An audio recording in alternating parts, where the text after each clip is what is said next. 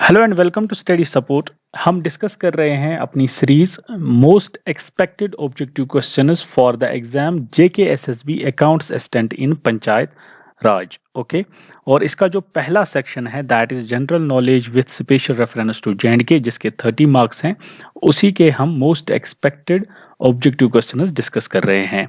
और इसके आज हम 8th पार्ट हम इसका आज डिस्कस करेंगे और 7 पार्ट जो हैं उनकी मैंने लिंक नीचे डिस्क्रिप्शन में रखी है, वहां से आप देख सकते हो। Okay, so today we will discuss part 8th of most expected objective question section 1 general knowledge with special reference to J and K. Okay, और इस पार्ट में हम डिस्कस करेंगे 91 to 100 questions. Okay, so question number 91 reads Article 19 provides 6 freedoms which is not among them।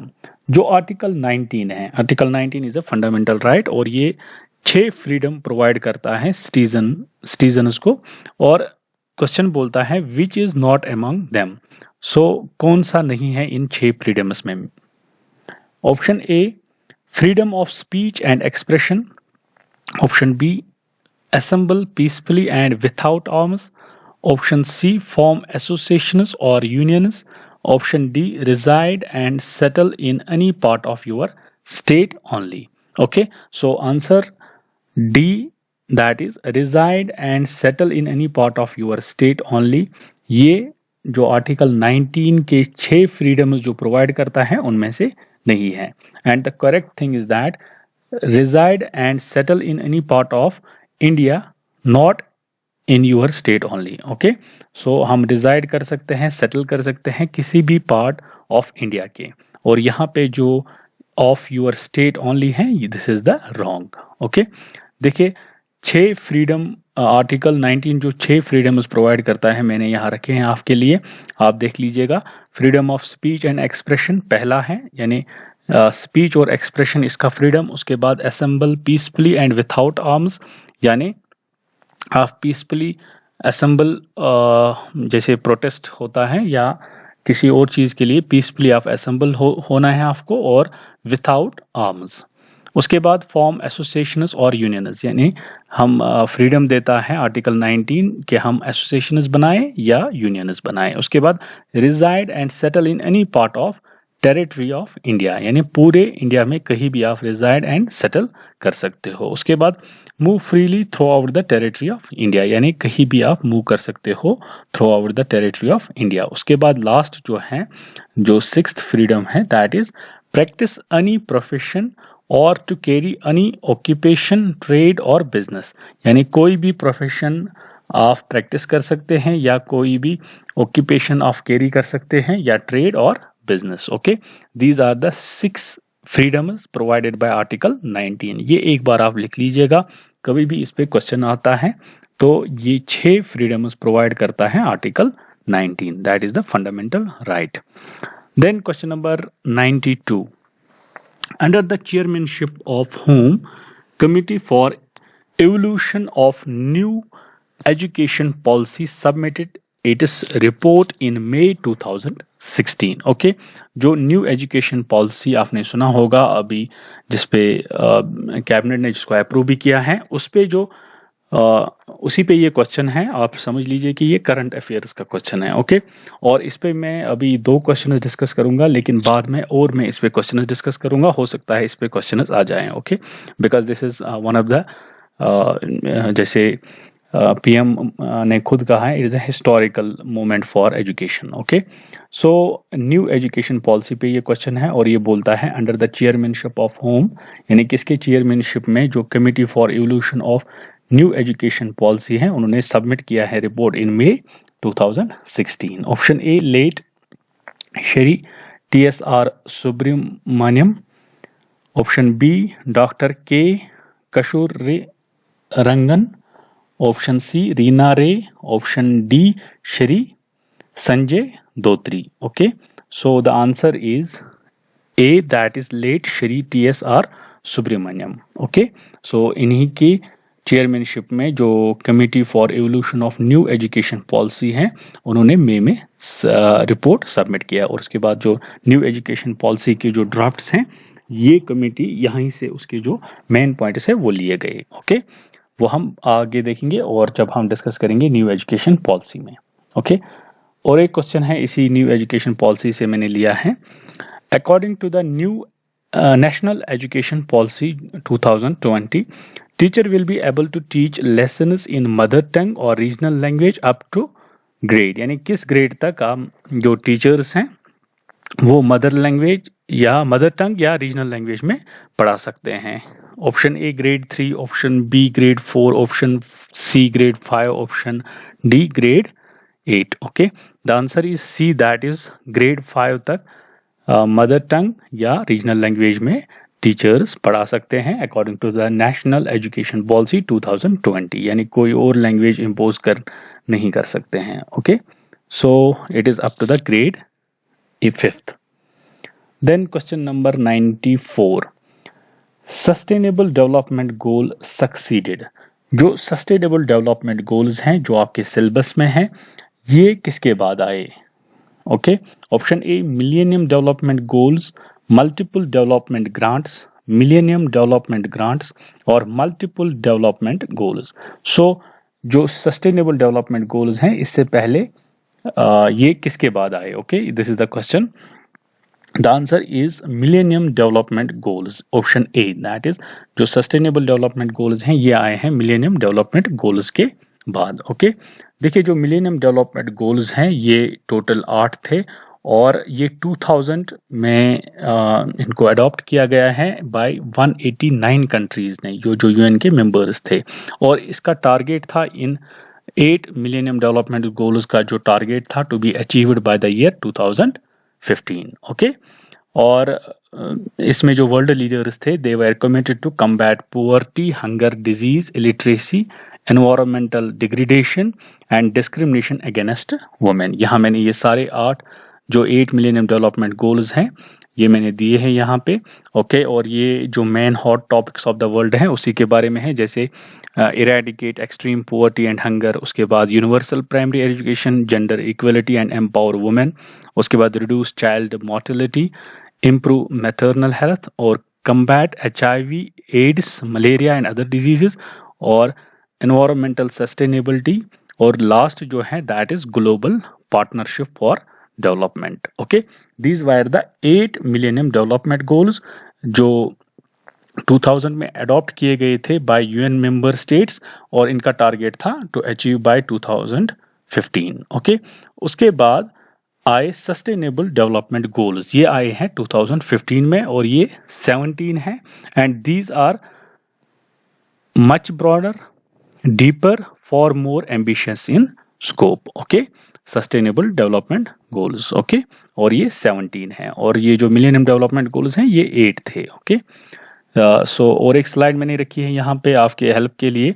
जो millennium development goals थे वो 8 थे और इनको अडॉप्ट किया गया था सितंबर 2000 में और टारगेट था 2015। उसके बाद जो सस्टेनेबल डेवलपमेंट गोल्स हैं वो हैं 17 और ये अडॉप्ट किए गए हैं सितंबर 2015 और इनका जो टारगेट है दैट इज 2030। ओके, एजेंडा 2030 आप पढ़ोगे जब आप सस्टेनेबल डेवलपमेंट गोल्स के बारे में पढ़ोगे। ओके, सो उसके बाद question number 95, with respect to sustainable development goals, which of the following goal is about gender equality?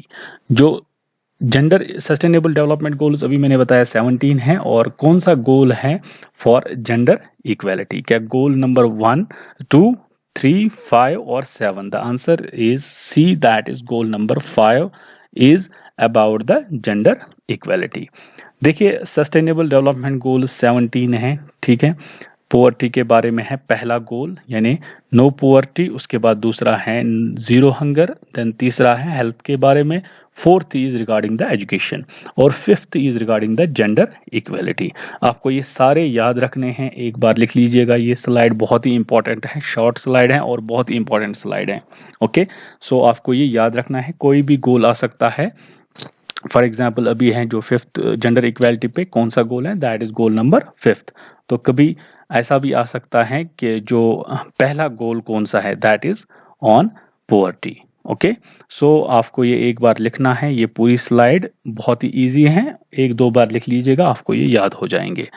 Okay, then question number 96 reads, black volcanic soil and tropical climate is most stable without excess rainfall for which crop.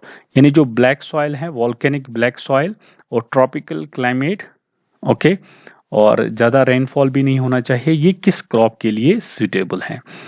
Jute, tobacco, cotton, और इनमें से कोई नहीं। The answer is cotton. Okay, so ये आप याद रख लीजिएगा, ये बहुत ही इंपॉर्टेंट क्वेश्चन है और बहुत सारे एग्जाम्स में ये पूछा गया है। जो ब्लैक वॉल्केनिक सॉइल है, ओके, स्पेशली वो किससे रिलेटेड है? That is related to the cotton. Okay, ये दोनों कीवर्ड्स आप याद रख लीजिएगा, ब्लैक वॉल्केनिक सॉइल या ब्लैक सॉइल भी आप याद रख लीजिएगा, और cotton crop. Okay, these are the two keywords, ये आप याद रख लीजिएगा, और ये बहुत सारे एग्जाम्स में पूछा गया है at state level as well as national level. Okay, then question number 97, how many chapters are in Panchayat Raj Act 1989? कितने चैप्टर्स हैं पंचायत राज एक्ट 1989 में?